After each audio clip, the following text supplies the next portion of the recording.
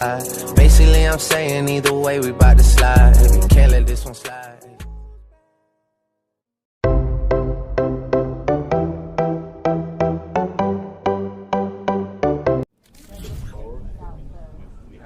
नमस्कार, welcome you world affairs. मैं हूं प्रशांत धवन। यूएसए ने पहली बार, जी हाँ, ये पहली बार है जब यूएसए ने एक भारतीय कंपनी पर सैंक्शन लगा दिए हैं।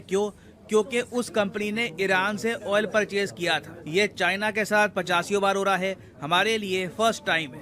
तो फाइनली ऐसा आर्टिकल देखने को मिल ही गया। US imposes sanctions on Indian company. देखिए, भारत सरकार पे कोई सैंक्शन नहीं लगे, एक प्राइवेट कंपनी है उन पर सैंक्शन लगाए गए हैं। और रीजन क्या है? Over alleged Iran oil deal. अब अलेजेड भी यहाँ पर वर्ड इसलिए लगाया गया है क्योंकि यूएसए का कहना है कि ये कंपनी ईरान से ऑयल परचेज करती थी। इस कंपनी ने अपनी तरफ से कुछ अभी बोला नहीं है कि हम ये कर रहे थे या कैसे कर रहे थे। तो यूएसए का भी आरोप है और आरोप के बेसिस पर इन लोगों ने इंडियन कंपनी में लगा दिए सैंक्शन। अब इंडिया के लिए चिंता की बात क्या है? ये एक आप कह लीजिए वार्निंग शॉट हो सकता है, क्योंकि यूएसए का जो सैंक्शंस का सिस्टम है उससे शायद ही इंडिया से ज़्यादा किसी और कंट्री को छूट मिली होगी। चाहे S-400 का इशू हो, ऑयल का इशू हो, रशिया का इशू हो। तो क्लियरली अब यूएसए ने एक मैसेज सेंड कर दिया इंडिया को कि ईरान रशिया के केस में थोड़ा सा लाइन में आ जाइए आप, नहीं तो आपको भी चाइना की तरह बहुत सारे सैंक्शंस फेस करने होंगे। नाउ आपके माइंड में क्वेश्चन आएगा कि ये इंडियन कंपनी ईरान से ऑयल परचेज कर क्यों रही थी, चाइना का यहाँ पर क्या रोल है और इन सैंक्शंस का मतलब क्या होगा इस इंडियन कंपनी के साथ। अब क्या किया जाएगा, यूएस बेसिकली करेगा क्या, सब कुछ डिटेल में मैं आपको बताऊंगा। मगर आगे बढ़ने से पहले आपसे क्वेश्चन पूछूंगा। हाल ही में ग्लोबल इनोवेशन इंडेक्स की लेटेस्ट रैंकिंग आई है। भारत की रैंकिंग बहुत हद तक इम्प्रूव कर चुकी है। आपको बताना है कि ग्लोबल इनोवेशन इंडेक्स 2022 के हिसाब से भारत की अपडेटेड रैंकिंग क्या है। यह है यहाँ पे आपकी ऑप्शन 25th, 40th, 50th या फिर 75th। कमेंट सेक्शन में करिए उत्तर। सही आंसर मैं आपको दूंगा वीडियो के अंत में। ना कुछ ही दिनों पहले मैंने आपको बार बार बताया था कि देखिए, यूएस और इंडिया के रिलेशंस एक मैं कहूँगा कठिन दौर से गुजर रहे हैं। मैं ये नहीं कहूँगा कि रिलेशन टूट गया, क्वाड टूट गया, सब बर्बाद हो गया, नहीं, मगर डेफिनेटली बहुत से इश्यूज सामने आ गए हैं जिसको लेकर यूएस और इंडिया दोनों एक दूसरे से नाराज हैं। इवन तो हमारे विदेश मंत्री रिसेंटली जब यूएसए में गए, इन्होंने पाकिस्तान F-16 का जो इशू है ये रेस किया, वेरियस और इश्यूज रेस किए। इन दी एंड जयशंकर साहब ने ये कहा कि यूएस रिलेशनशिप को लेकर मैं कहूँगा मैं बहुत बुलिश हूँ। बुलिश मतलब कि बहुत पॉजिटिव फील कर रहा हूँ कि दोनों कंट्रीज मिलकर बहुत कुछ करेंगे आगे। और इन्होंने ये भी ऐड किया कि इंडिया यूएस रिलेशंस सिर्फ अब 2 कंट्रीज तक सीमित नहीं रहे, ये पूरी दुनिया को इम्पैक्ट करते हैं और बिल्कुल करते भी हैं। मगर क्लियरली यूएसए को आदत नहीं है कि ये किसी ऐसी कंट्री के साथ पार्टनर की तरह काम करे जो इनको सीधा वापस पलट के जवाब दे। क्योंकि आपने देखा होगा इंडिया अकेला कंट्री है जिसके यूएस के साथ काफी अच्छे रिलेशंस हैं और साथ ही साथ यूएसए की कमियां हम लिटरली उनके मुंह पर बोलते हैं। तो यूएसए ने एक वार्निंग शॉट भेजा इंडिया को। यूएसए का जो ट्रेजरी डिपार्टमेंट है इसने सैंक्शंस इंपोज कर दिए हैं Mumbai based company Tibalaji Petrochem private limited पर। यहाँ पे आप देख पाओगे ये इस कंपनी की वेबसाइट है, तिबालाजी पेट्रोकेम प्राइवेट लिमिटेड। ये लोग केमिकल्स वगैरह इस सब का काम करते हैं। अब ऑब्वियसली काफी बार आपको कच्चा तेल चाहिए होता है, उसकी प्रोसेसिंग करके आप केमिकल्स तैयार करते हो। अब यूएस क्या कह रहा है?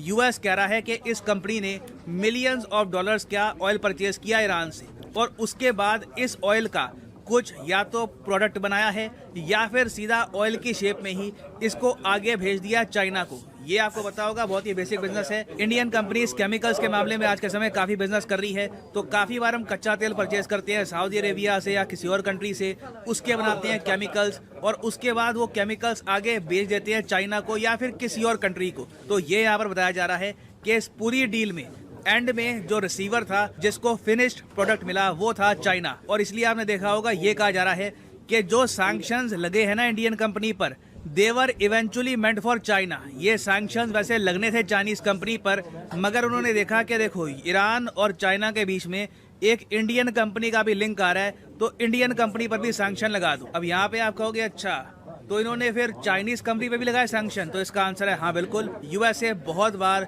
चाइनीज कंपनीज पर सैंक्शन लगा चुका है ईरान ऑयल परचेज करने के मामले में।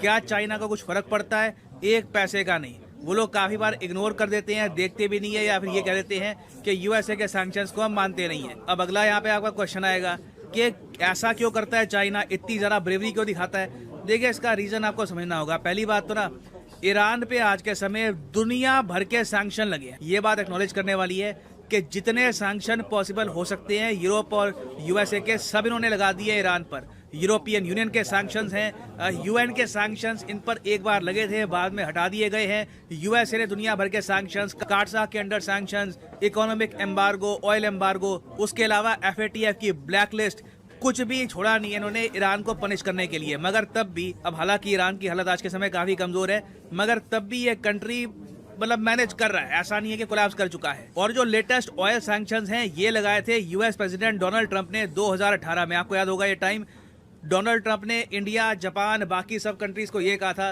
कि आप अगर यूएसए के एलाइड कंट्रीज हैं, आप क्वाड के मेंबर हैं, मैक्सिमम मैं ये कर सकता हूं कि कुछ महीनों की आपको छूट दे सकता हूं, अपनी सारी डील्स क्लोज कर दो ईरान के साथ, उसके बाद ईरान से ऑयल मत परचेज करना। और इंडिया ने आप अगर देखो तो काफी हद तक इन सैंक्शंस को प्रॉपरली फॉलो भी किया है। और यूएसए को भी आप अगर देखो तो इनके पास ऑप्शन है कि ये सीधा एक गवर्नमेंट पे सैंक्शन लगा सकते हैं, मगर ईरान के इशू को लेकर यूएसए ने किसी सरकार पे, किसी और कंट्री की सरकार पर अभी तक सैंक्शन लगाए नहीं है। यूएसए सिर्फ टारगेट करता है प्राइवेट कंपनीज को, क्योंकि सरकारें ईरान से ऑयल परचेज कर नहीं रही, मगर कोई प्राइवेट कंपनी है कुछ परचेज करती है तो यूएस सीधा उसको दंडित करता है। और जो इंडियन कंपनी है जिस पर सैंक्शन लगा दिए हैं, इनके साथ क्या होगा, ये बात यूएसए ने क्लियरली लिख दी है कि इस कंपनी की कोई भी प्रॉपर्टी है, कुछ इनके बैंक अकाउंट है यूएसए में, सब फ्रीज कर लिए जाएंगे। उसके अलावा इनके पास ये भी प्रावधान है कि इस कंपनी से रिलेटेड जो लोग हैं कल को यूएसए में आते हैं तो इनकी एंट्री ब्लॉक कर दी जाएगी,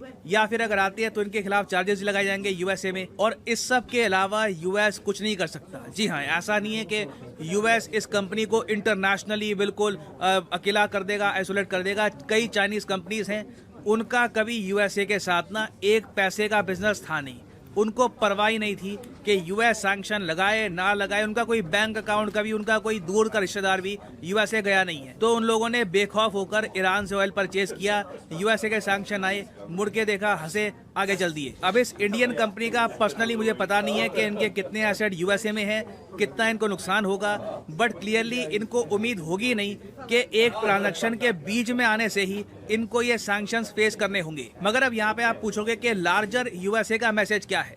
देखिए, इंडिया बहुत बड़े स्केल पर रशिया से ऑयल परचेज कर रहा है और रशिया यूएस के रिलेशंस लगातार बदतर होते जा रहे हैं। रिसेंटली मैंने आपको वीडियो में बताया था कि यूएसए ने, बताया जा रहा है, अगेन ऑफिशियली किसी ने अभी एक्सेप्ट किया नहीं है, मगर बताया जा रहा है कि यूएसए ने लिटरली एक एनर्जी पाइपलाइन नॉर्ड स्ट्रीम 2 की बिल्कुल बर्बाद कर दी रशिया की ऑयल सप्लाई रुकने के लिए यूरोप में।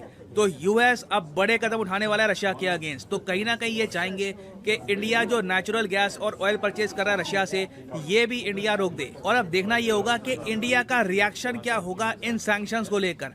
अभी तक भारत सरकार की तरफ से कोई स्टेटमेंट आई नहीं है। डेफिनेटली इंडिया यही कहेगा कि इंडिया इन सैंक्शंस को मानता नहीं है, हमसे मानते हैं। मगर मैं आपको ये बता दूं कि इस स्टेप से यूएसए ने इंडिया यूएस रिलेशंस को थोड़ा और कमजोर कर दिया है। और अब फ्यूचर में पीएम मोदी बाइडेन की कोई मीटिंग ही होगी, हाई लेवल मीटिंग, जिससे बहुत से इश्यूज रिजॉल्व होंगे, तभी दोनों कंट्रीज के रिलेशंस वापस स्ट्रांग हो पाएंगे। नहीं तो for the time being USA ने एक बहुत ही नेगेटिव मैसेज सेंड किया है ये सैंक्शन लगाकर। ना वापस आते हैं अपने क्वेश्चन की तरफ कि इंडिया की रैंक क्या है ग्लोबल इनोवेशन इंडेक्स 2022 में।